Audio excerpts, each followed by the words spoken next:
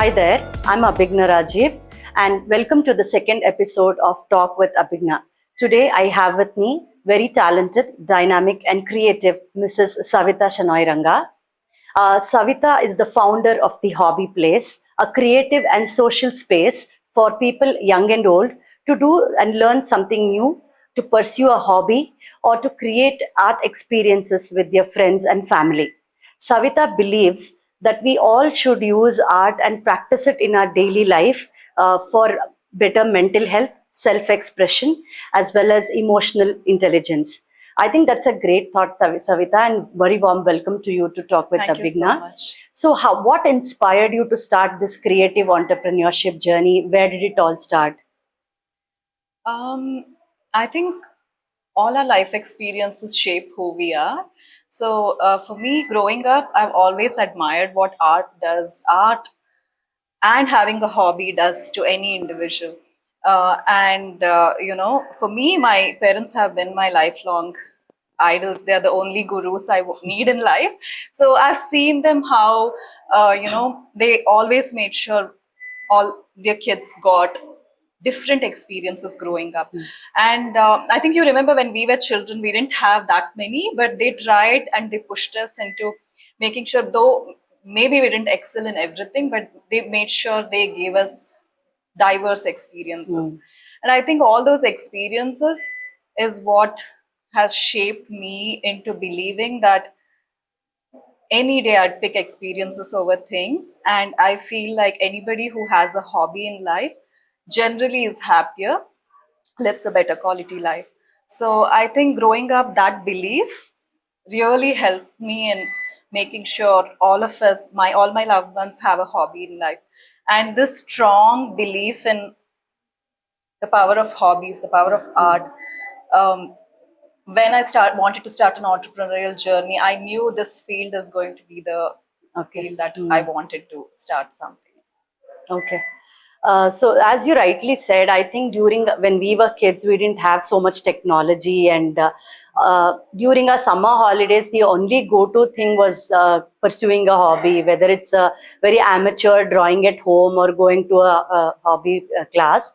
So I have the same experience as you. So I think I totally agree with you. I think the problem was we didn't have like a very like a one place where we could go pick a hobby. Correct. And a place that is beautiful, a place which has, so that that was my vision for the hobby place. When I wanted to start an entrepreneurial journey, I wanted Mysore to have a beautiful art space that inspires creativity in all ages. And I wanted to make it as flexible and as accommodating as possible, so that there's no rigid time schedule. Because I think when we had to Monday, Wednesday do that at this Correct. time, your drawing class is at 5 o'clock every Monday, Wednesday, your that class is at this. So I felt like pursuing art as a hobby shouldn't be stressful. I think we all have enough stresses in life, so I wanted to make it as easy and flexible.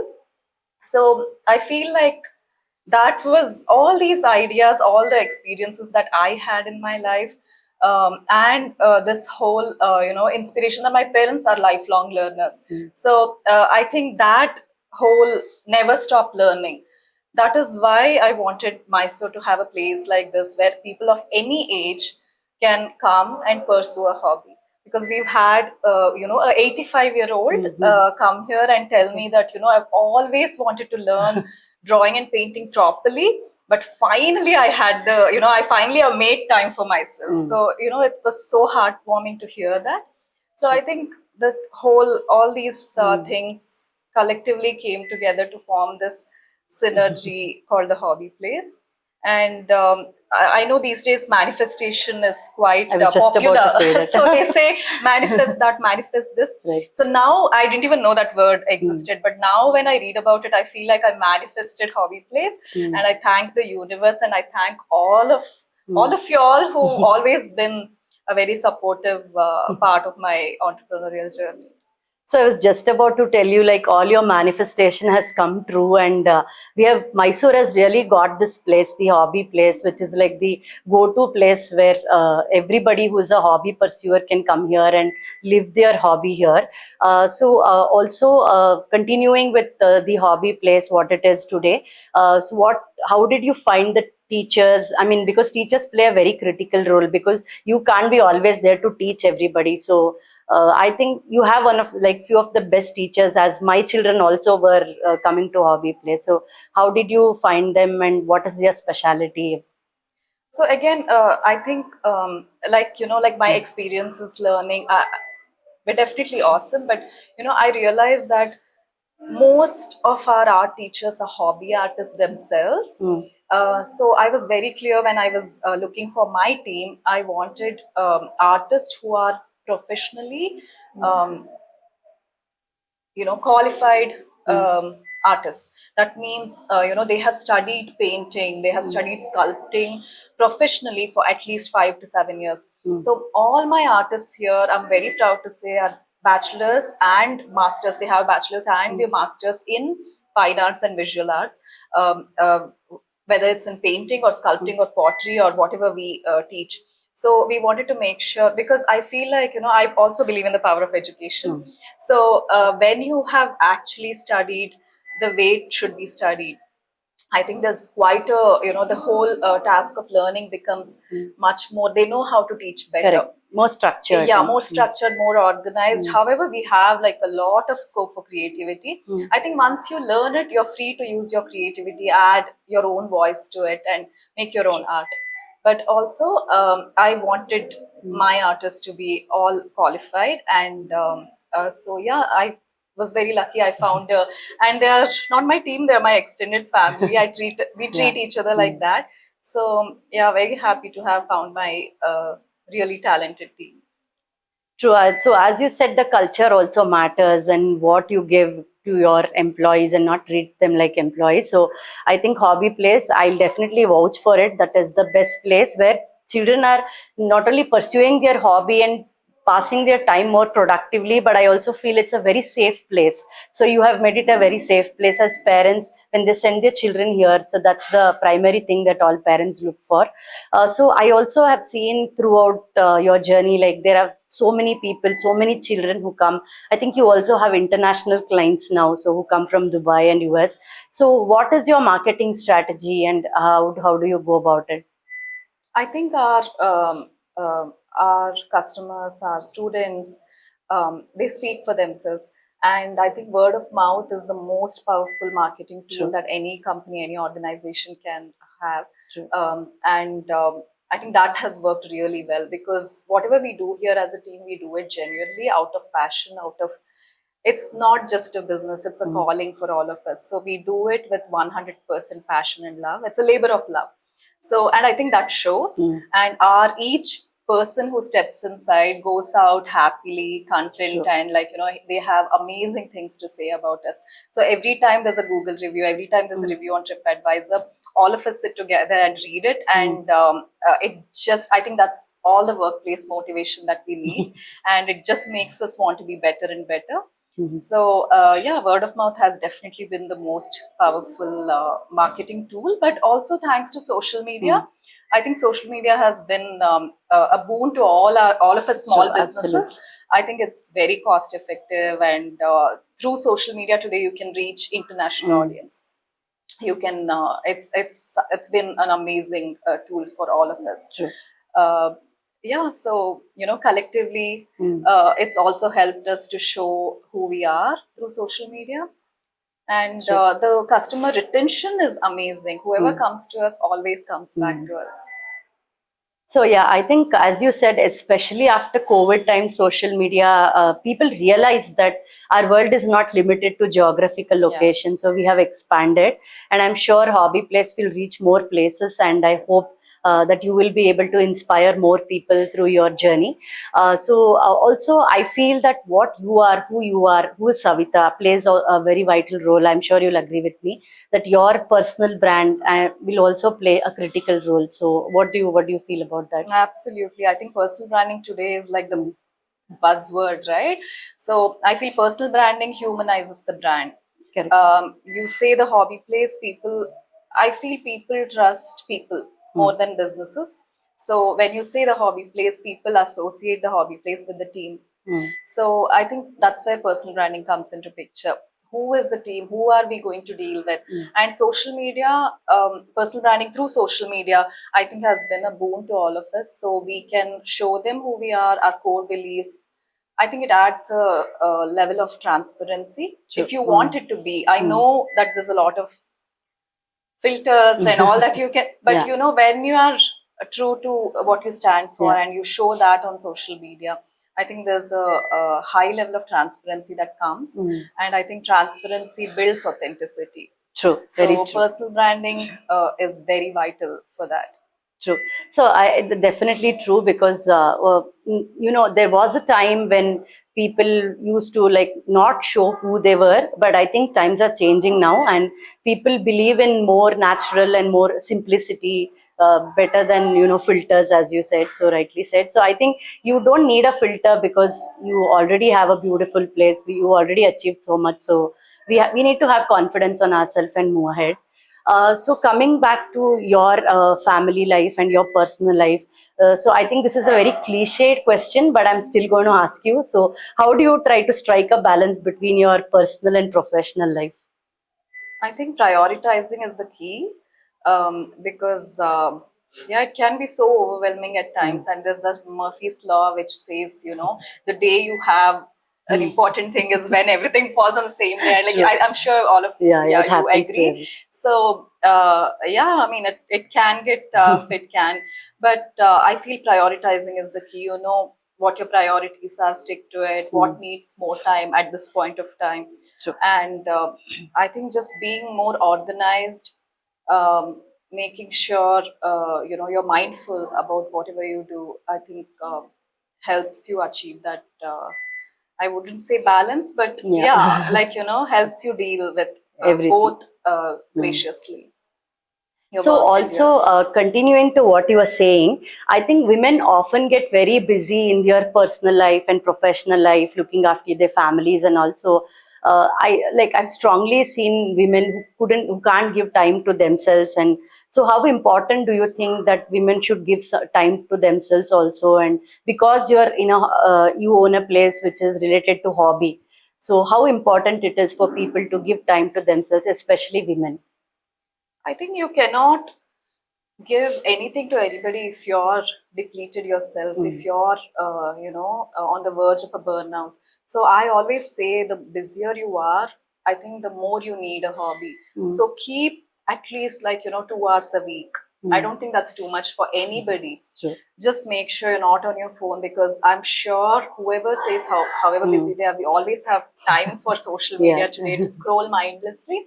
So I would say keep all the distractions away, because they are again sucking out all the good energy from you. So keep everything aside.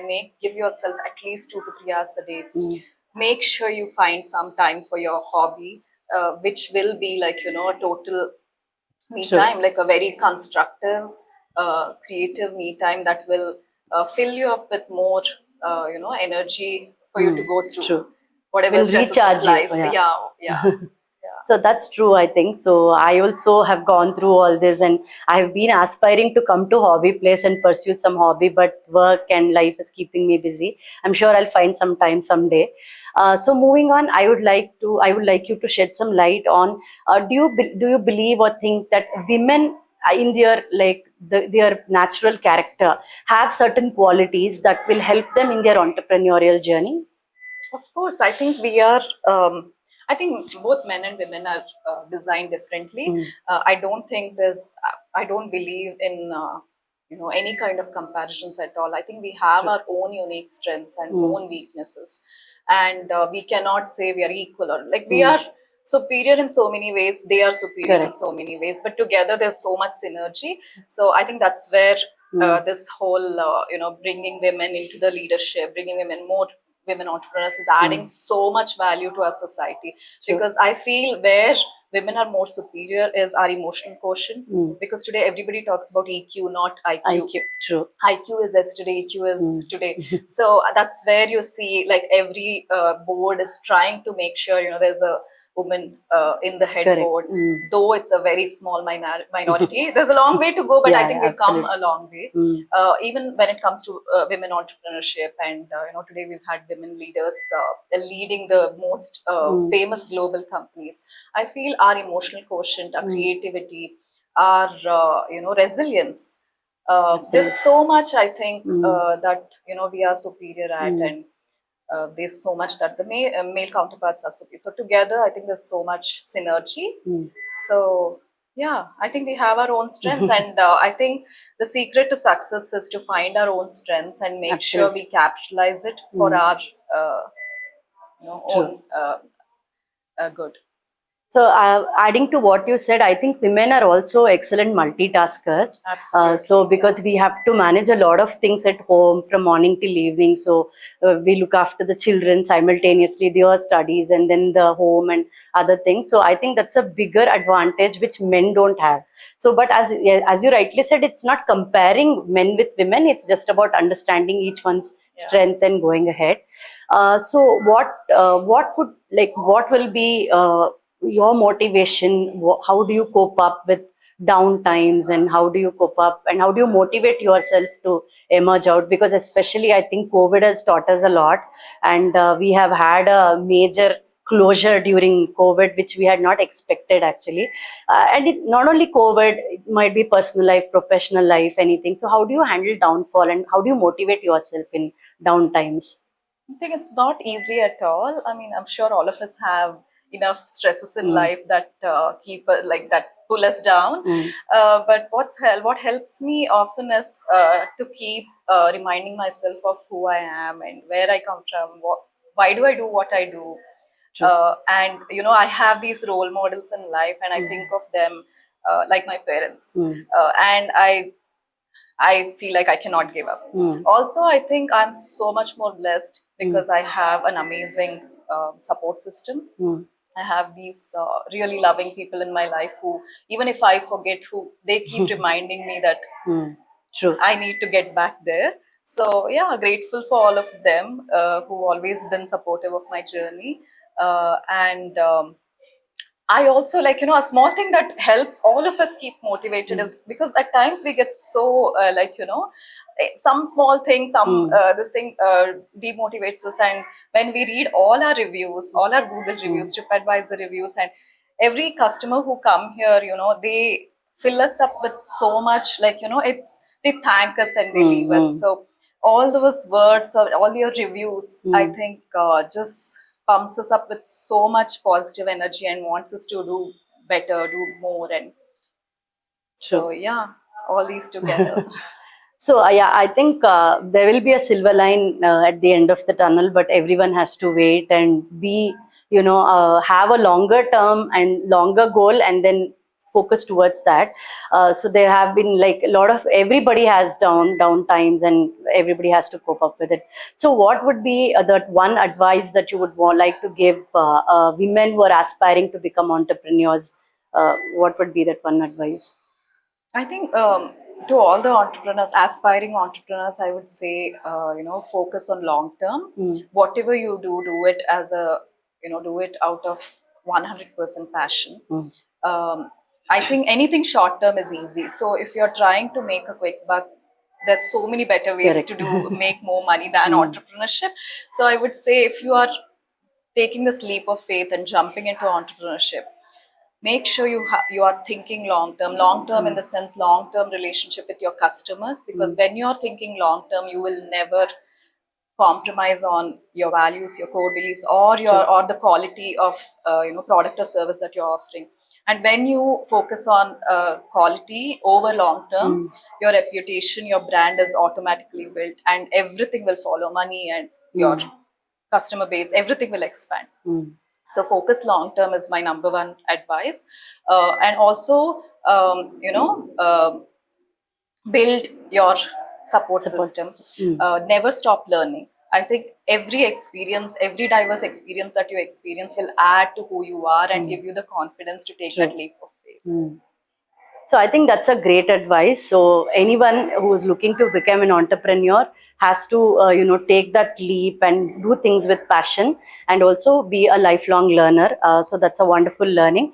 Thank you so much for Thank you joining so me on much. Talk with Abhijna. And I think today we have learned a lot about, hobby, as well as how women should maintain their personal and professional life, and also what is the learning. I mean, be a lifelong learner. So thank you so much for all the inspiration that you have given to other women who are looking to become entrepreneurs. Well, thank you so much, and see you soon in the next episode.